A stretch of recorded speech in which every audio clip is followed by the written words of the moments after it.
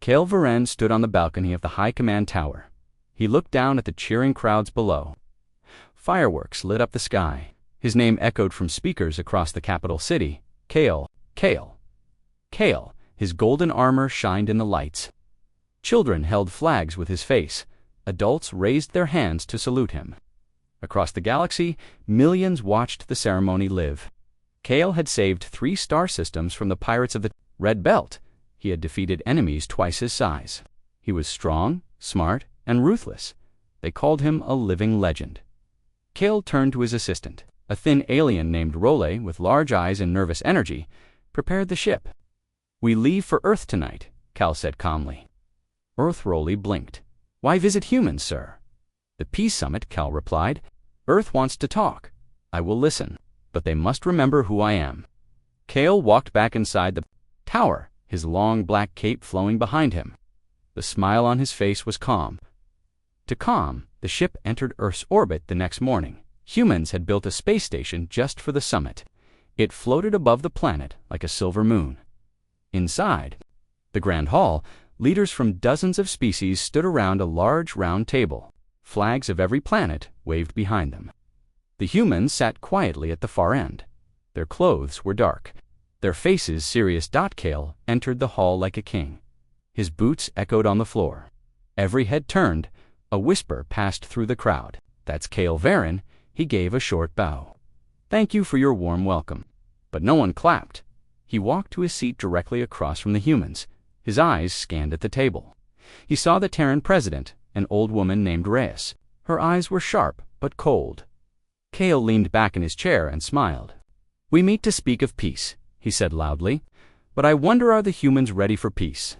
Or are they still crying over lost soldiers?" The room went silent. Reyes didn't move. She simply replied, "We honor our dead, not cry over them." Kale chuckled. "Ah, yes, Captain Ryder, wasn't it? The human hero who ran straight into my trap. Brave, but foolish." A young human soldier at the table stood up. His fists were clenched. "Watch your mouth," the soldier growled. Kale raised an eyebrow. "Why are you going to cry next?" The air froze. Reyes slowly turned to the soldier. "Sit down, Lieutenant." He obeyed, but his eyes never left Kale. Kale looked around, expecting laughter or support, but no one smiled, not even his own people. That night, Kale sat alone in his quarters aboard his ship. He sipped a dark red drink and watched the stars. He wasn't worried. He had insulted many before. It meant nothing. Then his datapad beeped. A message flashed on the screen. "You mocked the dead." Kale frowned. "Who sent this?" He muttered. Tapped the screen. No sender, no location, just those 4 words. He shrugged and turned back to the stars. The next morning, Kale's pilot was missing. No log. No trace, Rowley reported. His room was empty. "Check the ship's security feed," Kale ordered. Rowley nodded and pulled it up. The footage showed the pilot entering his room, and then nothing. No one came in, no one went out, but the pilot was gone. Kale's jaw tightened. "Keep this quiet." "Yes, sir."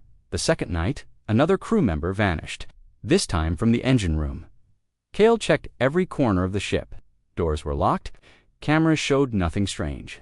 Just silence, emptiness. He looked into a mirror and whispered, "What's happening?"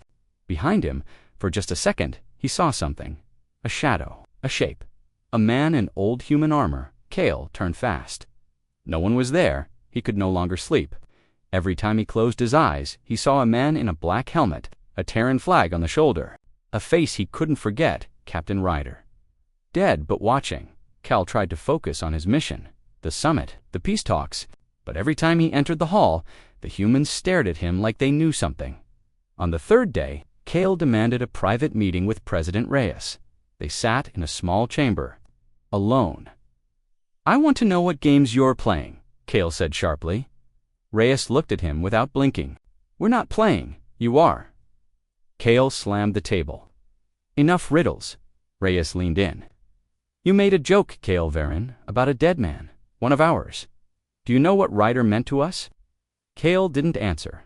"He saved a colony of children stayed behind during the breach of Andor, faced your troops, and bought time for the weak to escape," Reyes continued. "You think he was foolish. We think he was the best of us." Kale scoffed. So you send ghosts after me? Reyes stood up. We don't need to. You did that yourself. Kale returned to his ship. Alone, he walked through the halls. They felt darker now, quieter, too quiet. He entered his quarters and froze. On the table was a photo, old, worn. It was Ryder smiling. Kale picked it up. His hand shook. Then he turned on. Ryder was there. Not flesh, not machine, just presence. Why? Kale asked. The shadow said nothing, just stood, watching Kale drop the photo.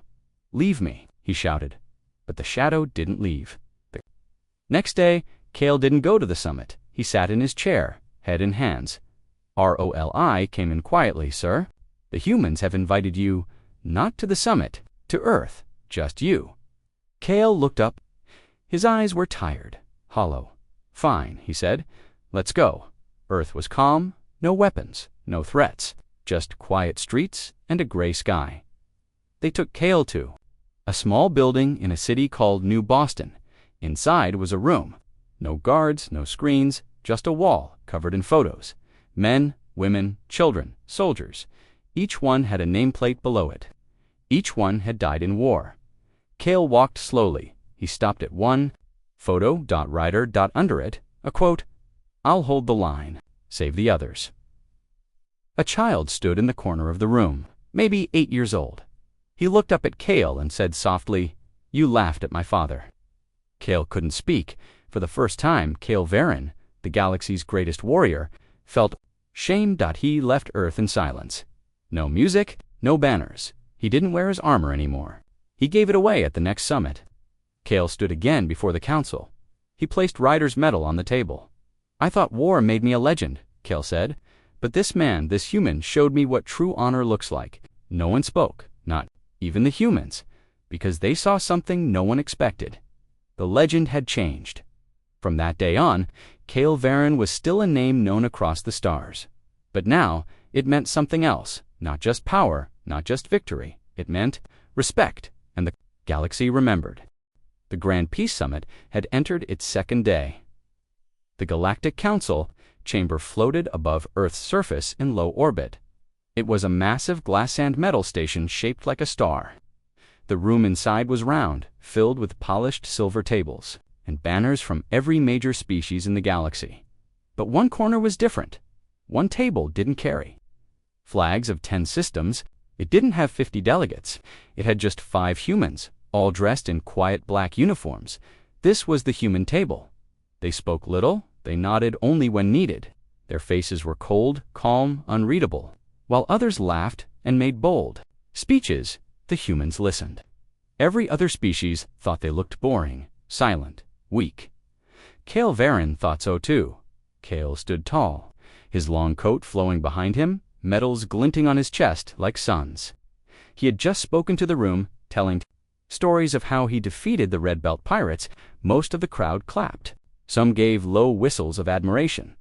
Then Kale raised his hand for quiet and smiled wide.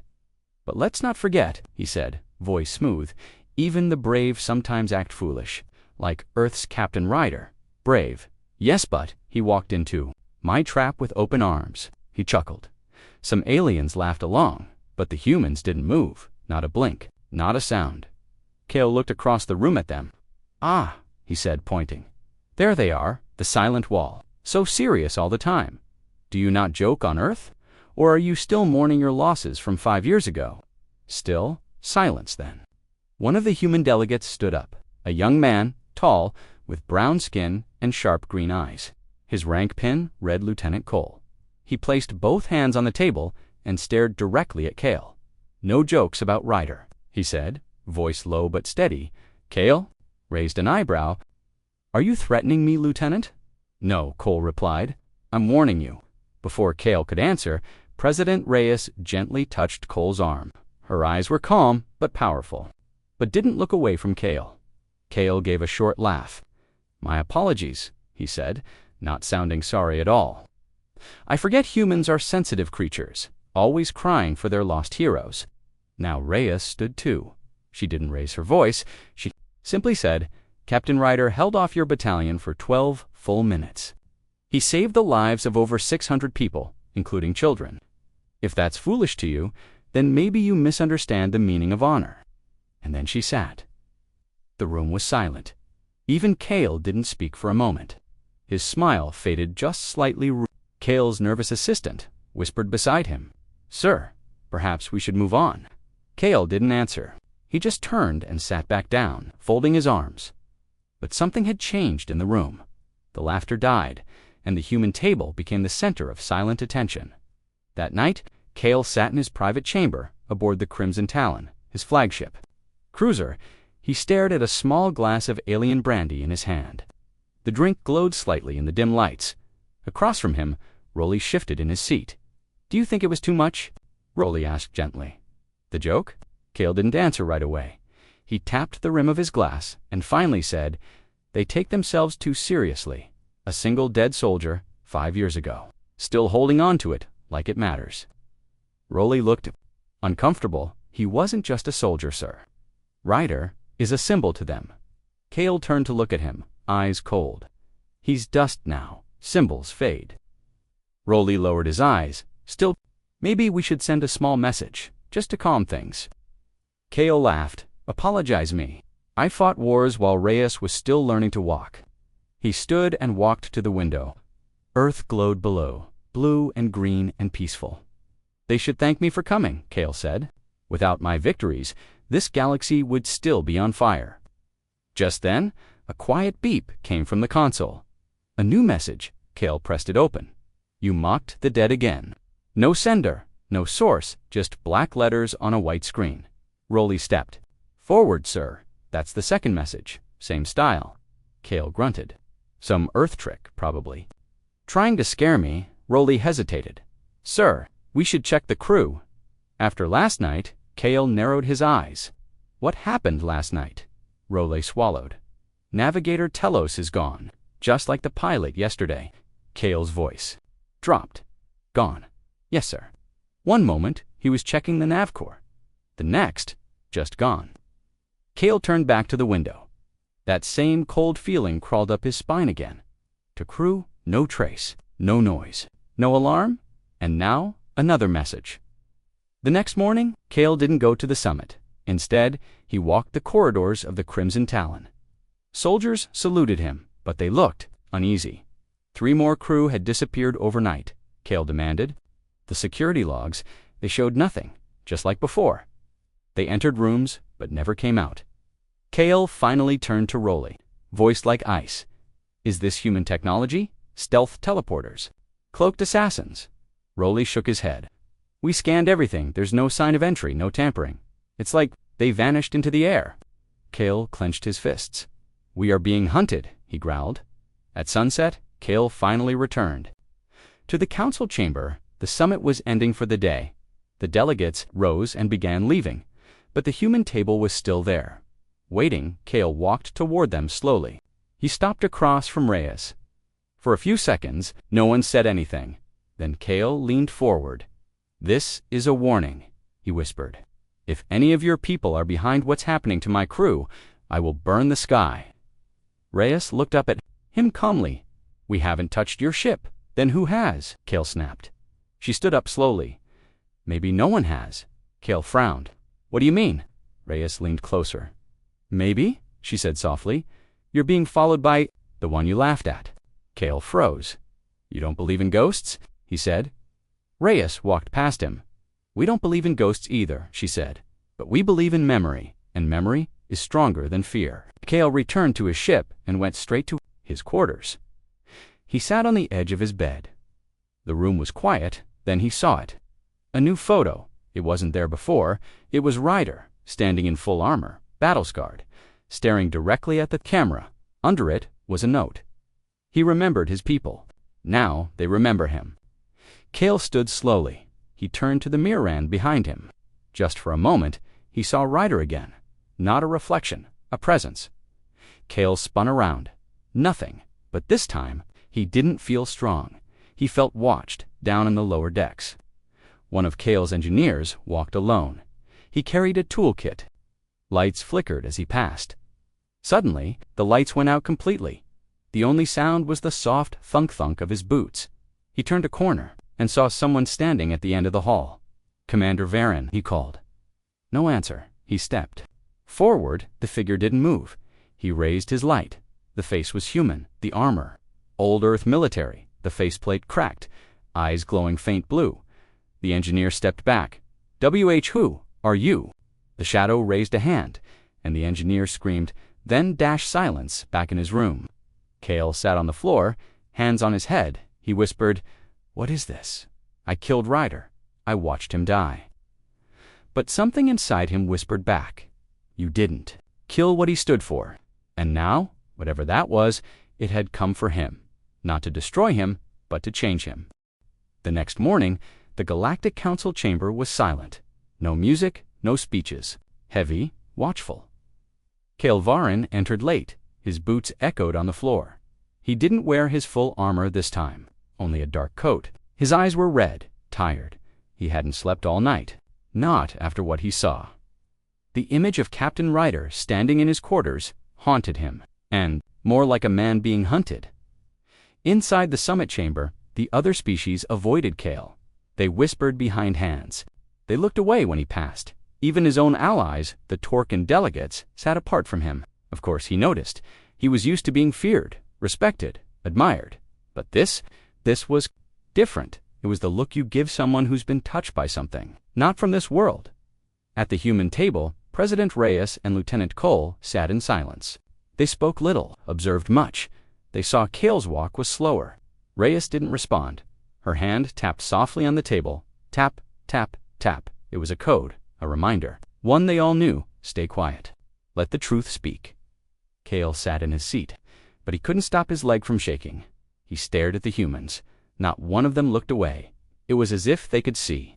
Right into him, he opened his mouth to speak, but no words came. Finally, he forced a sentence. I meant no true disrespect yesterday." The room was still.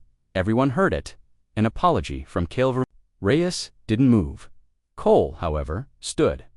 "I want to show the council something," he said. Cale frowned. "Now, yes," Cole said, his voice calm but firm. Was old footage grainy, but clear. A battlefield. He was there. This was his victory, his ambush, his pride. But this was not his part of the fight. This was the other side, the human side. Captain Ryder appeared. On the screen, he was dragging 2 wounded soldiers behind cover. Explosions shook the ground. Ryder screamed into his comm, "Get him out! I'll hold the line." He turned, raised his rifle, and fired at enemy troops charging in. He stood alone against a wave. 5, 10, 20. Still. He held a timer appeared on the bottom of the screen. 10 minutes, 46 seconds. That was how long he lasted until Cale's forces finally reached him by then. The evac ships had escaped. Ryder had done what he'd promised. He had held the line. The video stopped. The room was silent. Cale didn't move. He looked down at the table. His face was blank, but his hands were clenched. President Reyes stood. "He wasn't foolish," she said. "He was brave. He gave his life for others. And when you laughed at him, you laughed at all of us." Cale didn't look up, but he whispered, "I didn't know." Cole replied sharply, "That's the problem. You never cared to know." Suddenly, the lights flickered. Once, twice. The air in the chamber felt thick, like before a storm. A soft hum filled the space. Delegates looked around. "Is this part of the presentation?" someone asked nervously. "No," said the tech crew. Then, in the middle of the chamber, "Ryder," everyone gasped. Cale stood quickly. "Is this a trick?" The form didn't move. It just stood facing Cale. Cale's breath caught in his throat. He stared into the ghost's glowing eyes. I killed you," he said softly. The figure didn't answer, but the lights flickered again. The image vanished. Gone. Chaos broke out. Delegates shouted. Some demanded answers. Others left the room. Cale stood still, frozen. Only the humans remained calm. Reyes walked toward him. "You think you're being haunted," she said. "You are, but not by ghosts." Cale swallowed hard. "Then by what?" "By truth," she said. "By memory, by honor." That night, Cale didn't return to his ship. He stayed inside the council's observation, and still survived. He thought of Ryder. He had been a name, a joke. But now, Ryder was more real to Kale than most of his own crew. He saw Ryder's face every time he blinked back on the Crimson Talon. Rolly paced nervously. Another crew member was gone, the sixth?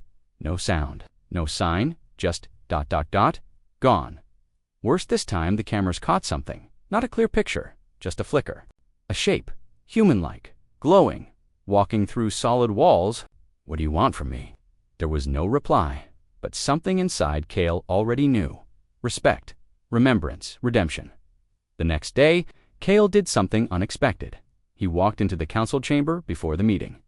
No guards, no armor, just a small metal box in his hands. The humans were all ready, he said quietly. Reyes opened the box. Inside was a cracked human badge, Ryder's ID. Tagged on, it had scorch marks, bloodstains. But it was whole. Kale stepped back and spoke to the room. "I mocked a man I didn't know, a soldier who stood longer than I ever could, a man who gave his life while I took them." The room was still. "I am Kale Varin, and I was wrong." He bowed deeply. It shocked everyone. Kale had never bowed to anyone, not kings, not queens, not gods. But now he bowed to a dead man, and to what that man stood for. After a long pause, Reyes gave a small nod. "Thank you," she said. Kale turned, and left the room not as a hero, not as a ghost, but as something new.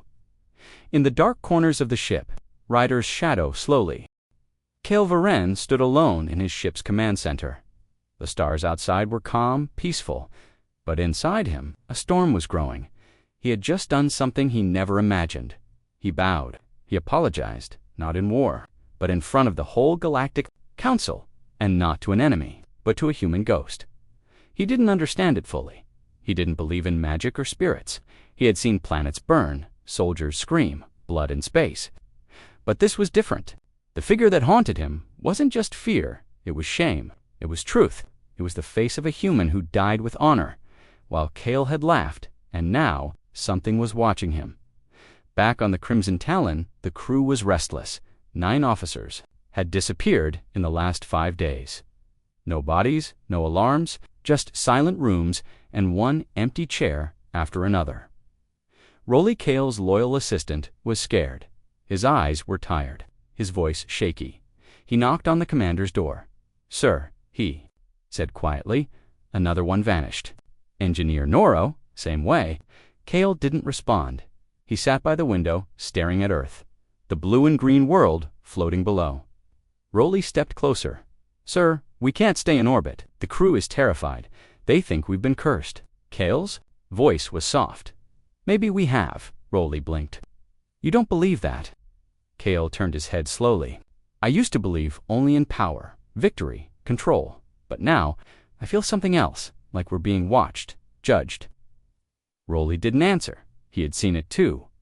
The lights flickering, the strange cold in the halls, the shadows that moved when no one was near.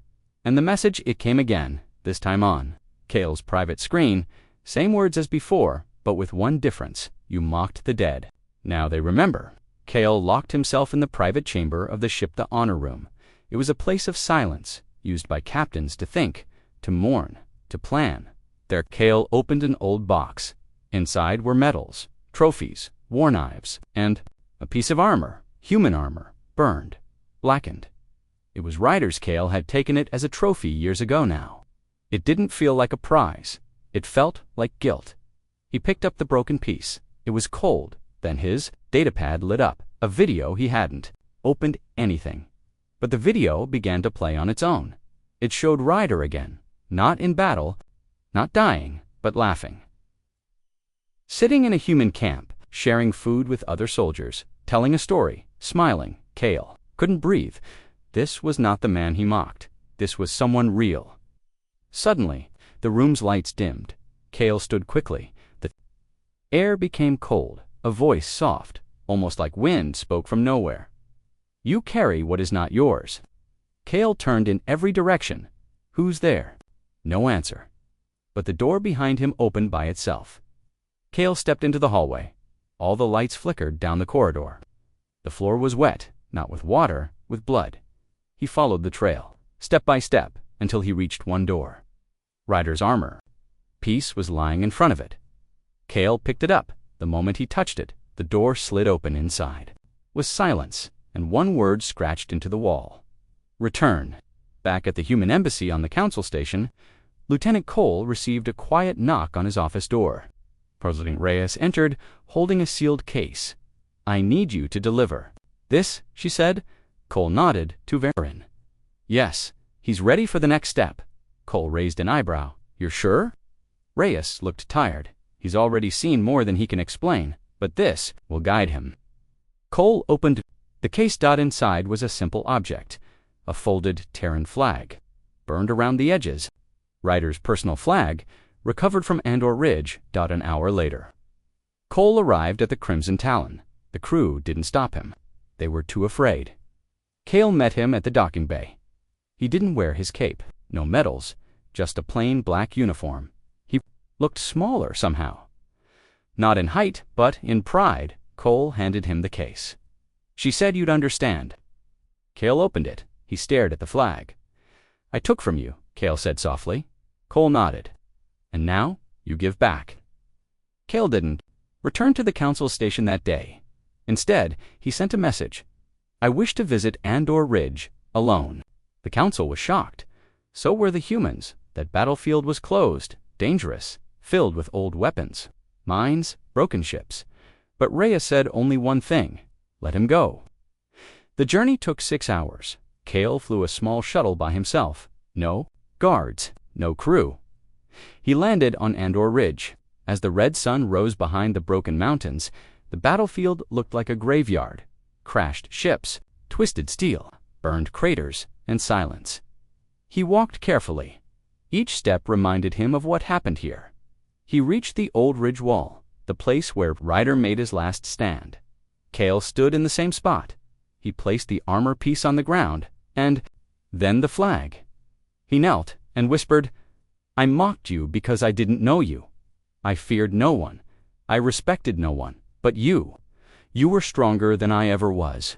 The wind blew gently, and Cale felt something. A presence. Not angry, not violent, just there watching, listening. He stood up and turned around. A group of children stood behind him, refugees from nearby colonies visiting the site with human guides. One of them, a girl with short hair and bright eyes, looked at Cale. "Did you know Ryder?" she asked. Cale paused, then nodded. "Yes, I knew him." The girl stepped forward and placed a small flower next to the flag. "He saved my brother," she said. "Mama says we're alive because of him." Cale looked at the flower, then at the flag, and finally at the sky. He had won many battles, but this was the first time he felt like he did something truly right. Back on the Crimson Talon, the shadows were gone. No crew disappeared that night. No messages came, the lights didn't flicker. Ryder's presence had faded, not because Cale was punished, but because he finally understood. The council met again 2 days later. Cale walked in, head high, but not with pride, with purpose. He placed a new item on the center table, a fresh plaque. It read, "To those who gave, to those we forgot. May we never laugh at the brave again." The room stood in silence. Then, one by one, delegates from across the galaxy nodded. Even those who once feared Cale, even those who once hated humans, because now they saw what honor truly meant. That night, Cale stood at the window of his ship. Once more, but he didn't look at the stars. He looked at Earth, the planet he once saw as weak. Now he saw it as something else, stronger than war, stronger than fear, and stronger than him. Cale Verin sat in silence inside the Crimson Talon's war room before him. A long table stretched across the room. Holograms flickered above it, battle reports, ship movements, council updates. But Cale wasn't looking at any of them. He was looking at one thing, a single name glowing on the center display. Captain Ryder. Status: KIA. Killed in action. Honor level: Tier 1 Hero of Earth. Cale had seen this screen many times before. He once laughed at it. Now he stared at it like a student, studying a lesson he should have learned long ago. Behind him, Rolly stood quietly. "Sir," he said, "Council security has cleared your file. You're allowed to return to diplomatic service. They also wish to give you an award for your apology." Cale didn't turn around. "Tell them I don't want a medal." Rolly blinked. But why? Kale slowly stood up and walked to the window. I don't need another award for changing my heart. That's not bravery. That's just becoming human. Later that day, Kale returned to the council chamber for a closed meeting. Only 4 species were present, including Earth. President Reyes stood across from him. There was no tension now, only understanding. I came to speak about strategy, Kale said, voice calm and even. The other delegates looked confused. Strategy for what? Asked the Valari ambassador. Kale pointed at the growing conflict reports on the screen. The Bloodscale Empire is moving again. They've attacked 2 colonies near the Outer Rim. They're testing us. Reyes narrowed her eyes. And you think they'll move on Earth next? No, Kale replied. Not first. They'll attack someone smaller. But Earth is the goal. It always has been, because they fear what humans know. He paused, then said, What I just learned. A few hours later, Kale requested access to old human war records. He was granted full clearance. He read for hours, not just about battles, but about tactics, about how humans thought, about how they survived. He learned of Operation Silence, a mission where humans pretended to surrender, then used complete radio silence to confuse enemy scans. He read about the Ghost Line, a strategy where soldiers moved in the shadows and let fear destroy their enemies before any weapon fired. And then he found the dead friend rule. It was simple.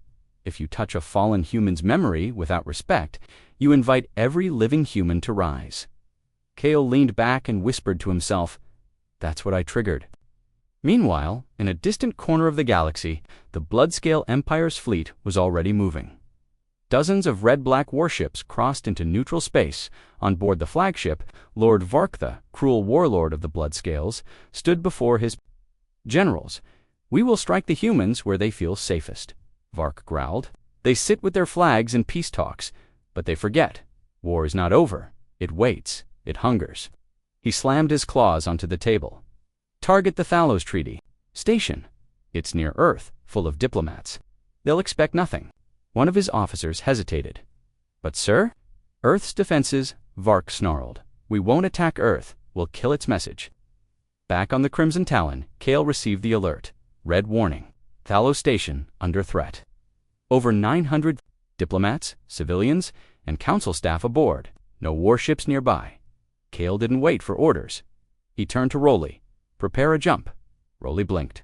But sir, it's a civilian station. What can we? We'll use a human tactic, Kale said. Rolly paused. Which one? Kale smiled slightly. The Ghost Line.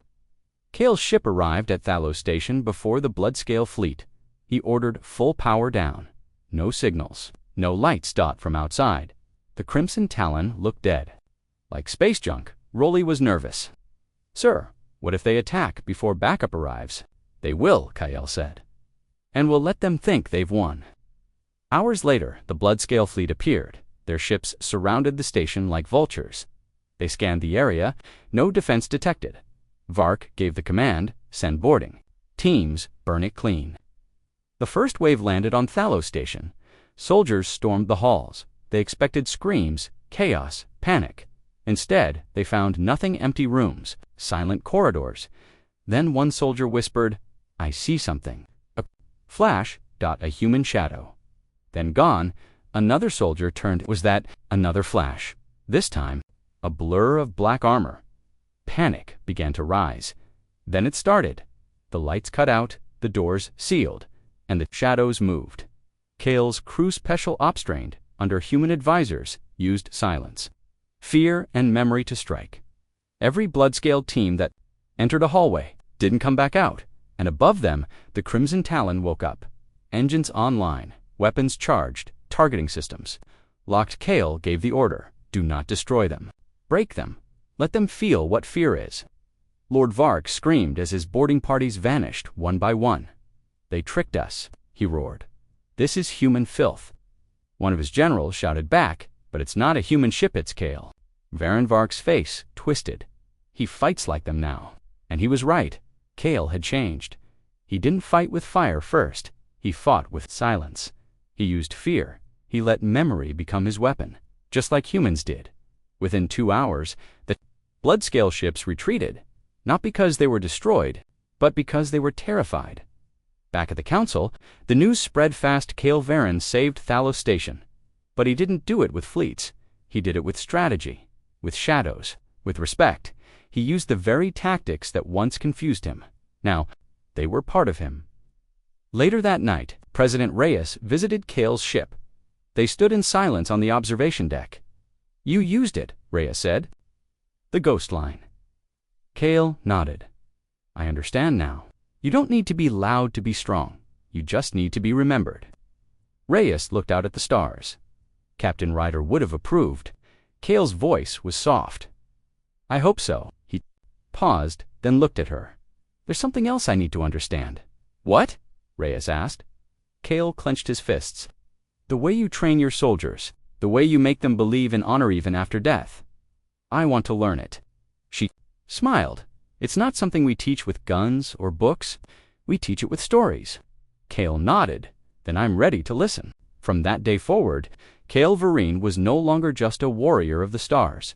He became a student of humanity, and the galaxy began to see him not as a symbol of fear, but as a warning, a living message: mock the dead, and the living will rise. The news spread across the galaxy like wildfire. Kale Varen fights like a human now. He saved Thalos Station without firing the first shot. He used silence as a weapon. Worlds that once feared Kyle now whispered his name with a strange mix of respect and confusion. He had changed, but change was dangerous, and not everyone liked it. On the other side of the galaxy, deep inside a volcanic system, the Bloodscale Empire gathered again. Lord Vark was furious. His soldiers, once proud and fearless, now jumped at shadows. They whispered about ghost tactics, about the cold that followed them. But Vark didn't believe in fear, only in control. He slammed his fist on the stone table. "I will not be made a fool by human games," he roared.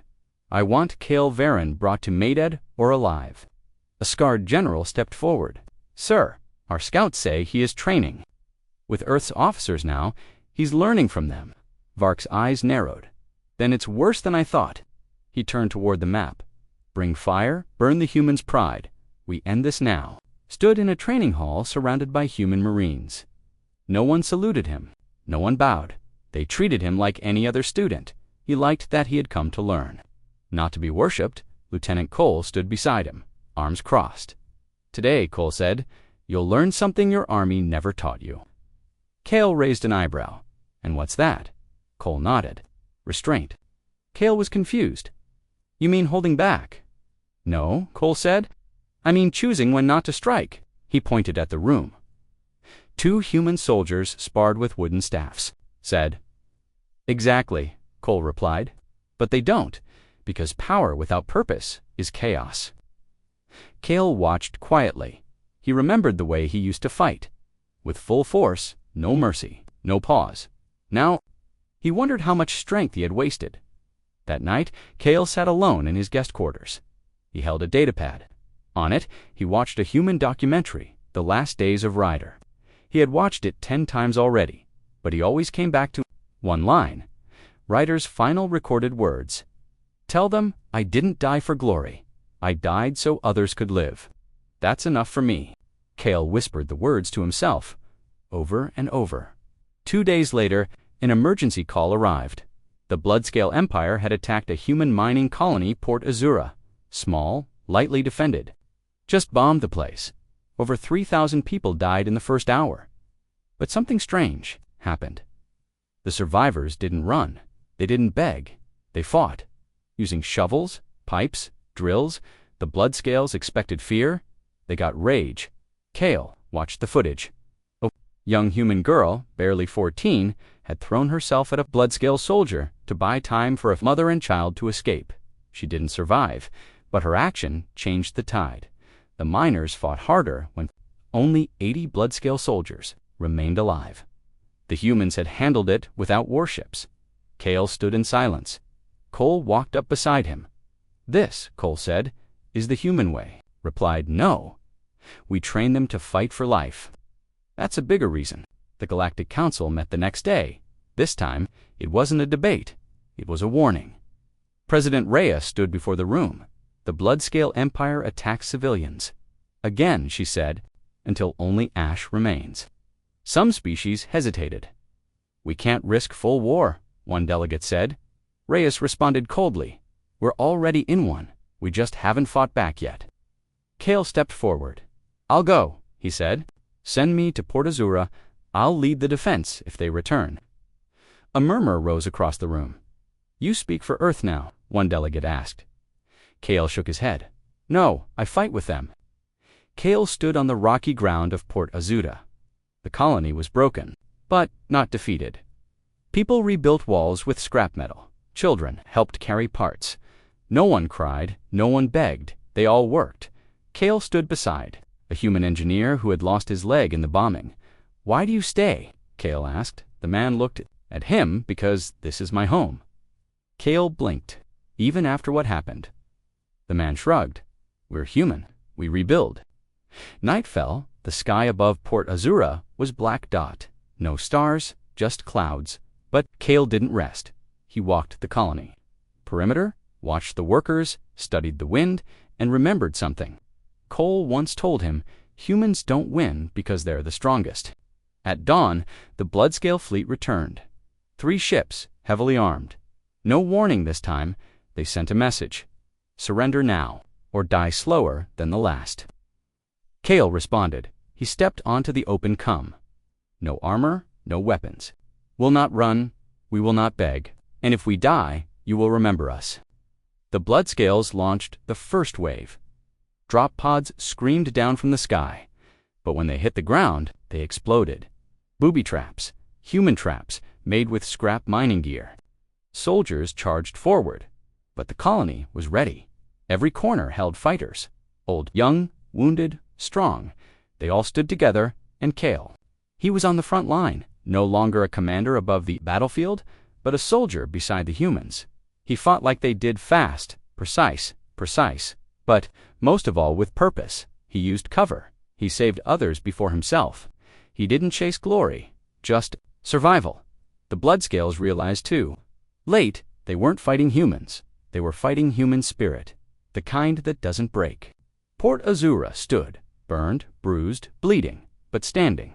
Kale stood in the smoke. Hands, bloodied armor cracked. Beside him, a teenage boy held a makeshift spear. They nodded at each other. No words were needed. Back on the council, the vote was clear. The galaxy would no longer tolerate Bloodscale attacks. For the first time, Earth's warning was respected, because now they weren't laughing at humans anymore. They were learning from them, and some were even afraid. Kale returned to the Crimson Talon days later. Rowley met him at the dock. "Sir," he said quietly, "you've become something else." Kale smiled. "I became something better. That changed everything." Writer, not with fear, not with guilt, but with honor. The galaxy had changed. Some noticed it slowly through council speeches, through security patrols, through whispered warnings. Others noticed it instantly when Kale Varin walked into a room and no longer carried fear, but carried understanding. The Bloodscale Empire didn't understand this change, and that's why they made a final, terrible mistake. Kale Varin stood in the war chamber of the Crimson Talon. He no longer wore his old red cloak. Now he wore a simple black coat with a silver stripe on the sleeve, the mark of Earth's honor guard, a title never before given to a non-human before him. A quiet hologram flickered. A message from Earth. President Reyes appeared, her voice calm but urgent. "Kale, we intercepted a message. The Bloodscales plan to attack the Serenity Peace Summit on Valence 6.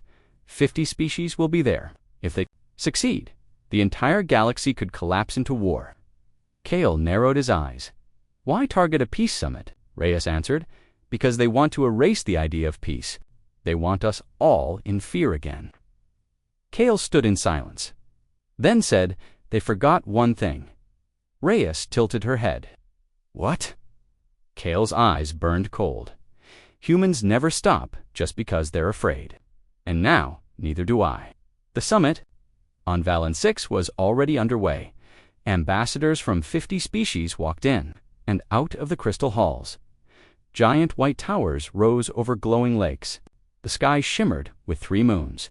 It was the most peaceful place in the sector, but peace always makes the best target on the outer edge of the system. The blood-scale dreadship Ashclaw cloaked itself in dark space. Inside, Lord Vark stood. Before his captains, he growled, "Kael Varen is no longer a friend to us. He carries human sickness in his blood now. Mercy, honor, weakness." One of his lieutenants hesitated. "Sir, what if he defends the summit?" Vark roared, slamming the creature to the floor. "Then we kill him. Again and again, if needed, until the galaxy fears us once more." Back on the Crimson Talon, Kael moved with purpose. He did not wait for orders. He gave them, Rolly, he said. "I want eyes on Valence 6. Every corridor, every vent, every dark corner." "Yes, Commander. Activate Ghost Protocol. Signals, no power trails. They must not know we're coming." Rolly looked concerned. "You want to do what Earth's soldiers did at Azura?" Kael shook his head. "No, I want to do what Ryder would do." The Crimson Talon jumped into the Valence system under silent drive mode. No lights, no signals, only shadows. Kael's soldiers, trained by Earth's elite, moved like whispers. They landed on the planet through secret ports. No one saw them, not even the summit guards. Inside the crystal halls, the speeches began. Peace, unity, trust. But under the floors, Kael's team planted sensors in the ceilings. They placed tiny traps, not bombs decoys, designed to confuse, to delay, to panic. Kael stood inside the summit tower disguised as a diplomatic guard. He wore a helmet, but his eyes scanned constantly. Then it happened, a low hum, very faint, but Kael knew what it was. Cloaked. Bloodscale landers. 3 of them, they were here. The Bloodscales began their approach through the underground tunnels. Lord Vark led them himself. He would make this personal. "Kill no civilians," he said. "Take the delegates alive. Fear lasts longer when it's seen." But what he didn't know was that Kael Varen had already sealed the exits. A single sound echoed in the dark hallway as the Bloodskills marched tap, tap, tap. One of them stopped. What was that? Silence.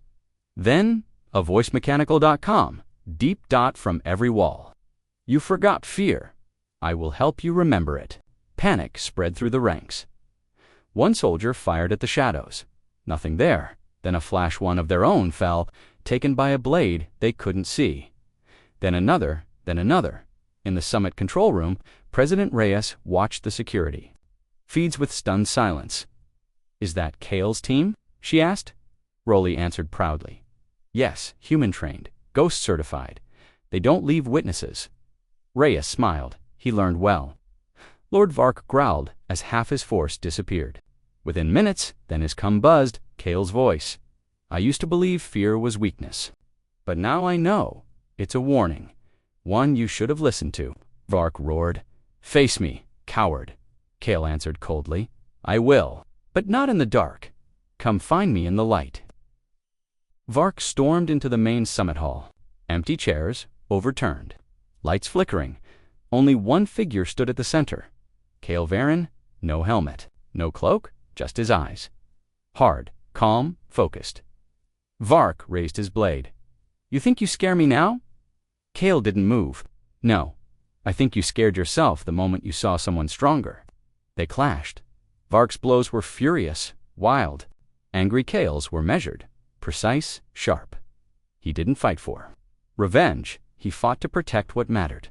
Every movement echoed with something. Ryder once said, "Don't fight for your name. Fight for the ones who can't." The final strike came fast. Kael dodged, spun, and drove his blade into Vark's shoulder. The warlord dropped to one knee, breathing heavy. He looked up at Kael. "You should have killed me." Kael stepped back. "No. The galaxy will learn more from your failure than your death." He pressed a button. Dozens of cameras activated broadcasting Vark's surrender, live to every major system. The galaxy watched in shock, the feared Bloodscale warlord and his knees. Defeated by the warrior he once mocked, the same warrior who once mocked humans. The summit delegates returned. Every eye turned to Kael, but he didn't raise his arms in victory. He said only one thing. "This is what happens when you stop fearing the wrong people and start respecting the right ones." That night, Kael stood alone under the moons of Veyl on -6.rol. I approached quietly. "You should rest," Rolly said. "You won. Kale looked up at the sky. I didn't win, he said. Humanity did, and I'm just lucky I got to stand beside them. He placed a small badge on the ground.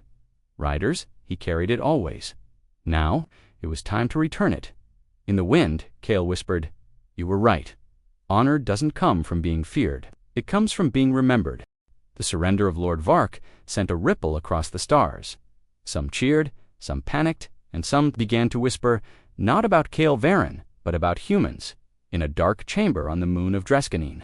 The Bloodscale warlord kneeling, peace being protected not by a fleet, not by terror, but by honor. One Varnelder hissed, he was one of ours.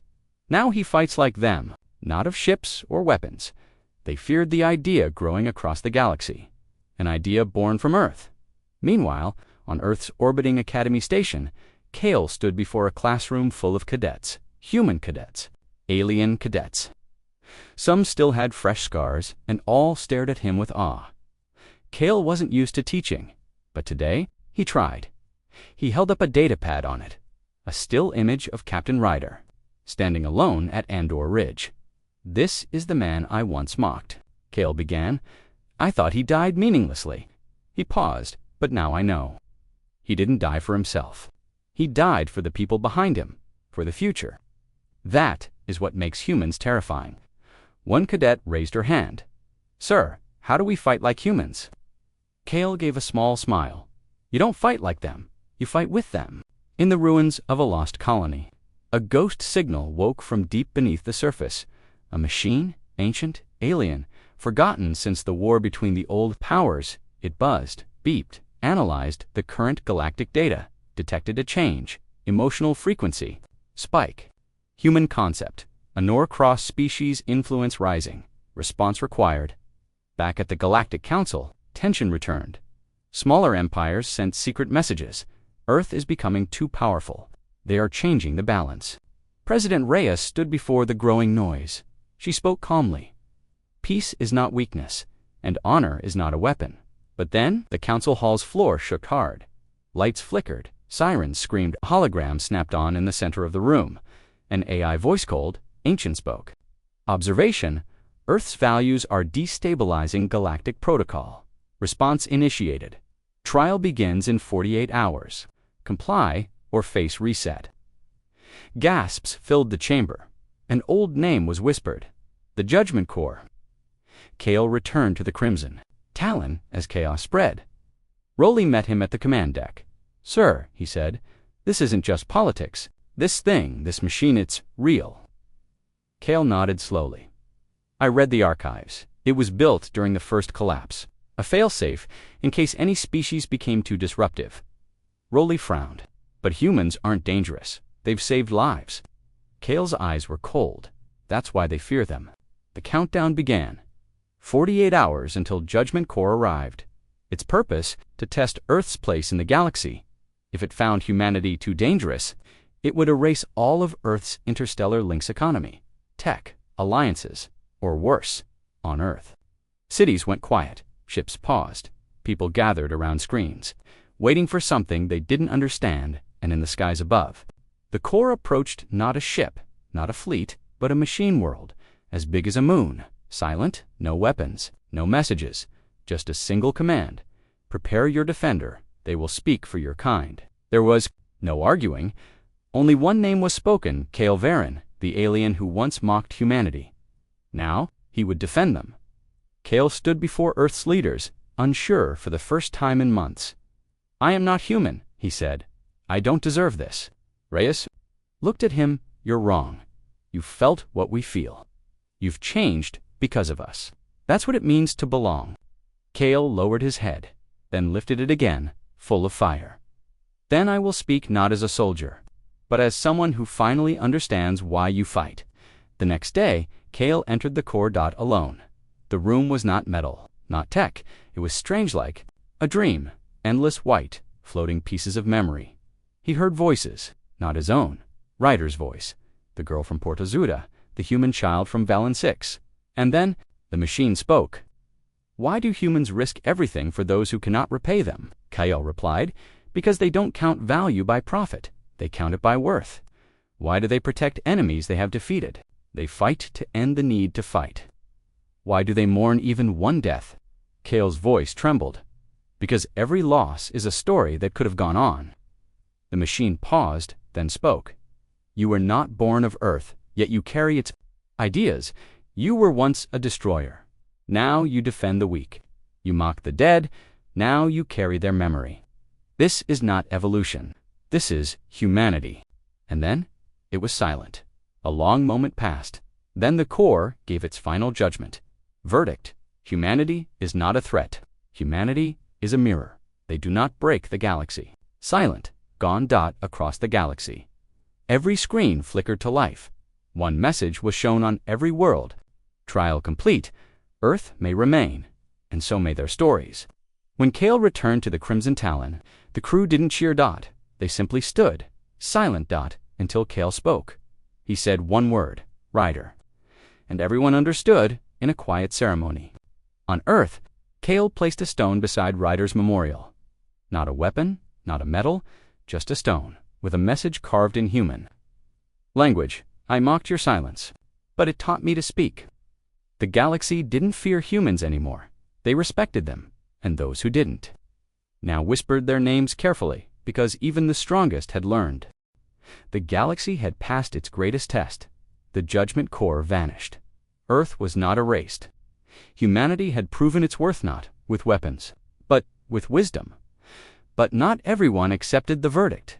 In the shadows of distant space, in a secret station without a name, powerful alien leaders gathered. Not Bloodscale, not Dominion. Something worse, the observers. They never fought, never showed their faces. They only watched and pulled strings. And now they were afraid. They survived the core, said one of them. They convinced a machine. To see their value, whispered another. A third voice, colder than ice, said, Then we must do what machines cannot. What do you mean? The cold voice answered. We removed the humans from the game. Back on Earth, peace celebrations echoed across continents. Children flew flags.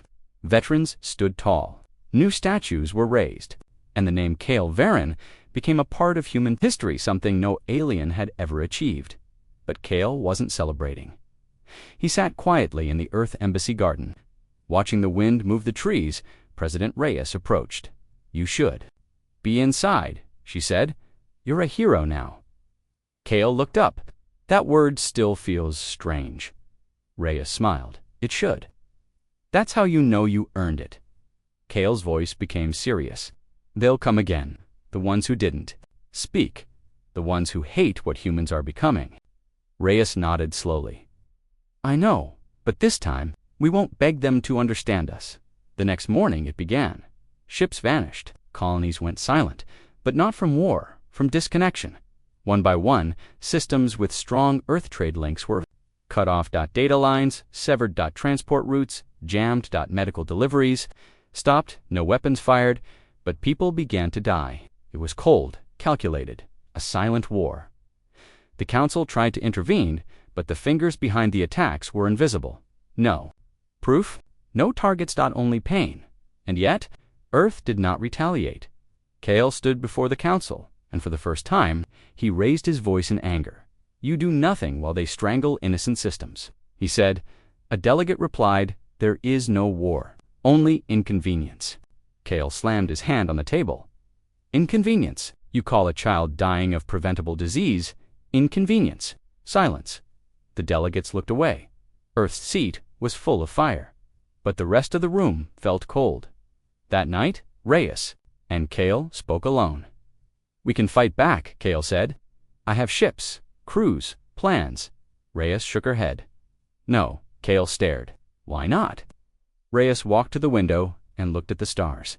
Because they want that. They want us to become like them, to panic, to hate, to strike without reason. Kale clenched his fists. Then what do we do? She turned and with steel in her voice said, We walk away. The decision shocked the galaxy. Earth sent a final message to the Council. We will not play by rules that protect shadows and punish light. If you fear our honor, if you fear our strength, then we will give you neither. Humanity withdraws.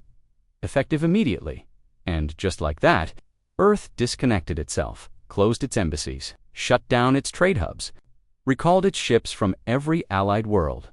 One by one, human voices vanished from galactic space. The galaxy went quiet. No one knew what to expect. Some celebrated, some panicked. But everyone noticed one thing. Without humans, the stars felt colder. Varen returned to the Crimson Talon. He stood before his crew and gave only one order: follow Earth. No one argued. Even the most loyal alien warriors on board Velar, Chinak Akar, stood and saluted. They didn't follow a flag anymore. They followed principle. Weeks passed. Galactic markets struggled. Earth's medical technology had been saving thousands. Now the supply was gone. Earth's engineers had helped stabilize dangerous planets. Now tremors returned. Earth's peacekeepers had settled civil wars. Now old fires burned again. And then the Council begged. A transmission was sent to Earth from every major species. They didn't apologize, but they asked, "Why are you punishing the innocent?" President Reyes responded with a video message. Short, direct, cold. "We warned you. You watched us be isolated and said nothing. You called our grief inconvenience. This isn't punishment. This is silence. Now live in it." In deep space, Kale watched the message. He stood alone in the ship's training deck, blade in hand. Rowley entered quietly. "Sir, you've seen what's happening. The outer worlds are failing without Earth." Kale nodded. "Yes," Rowley asked.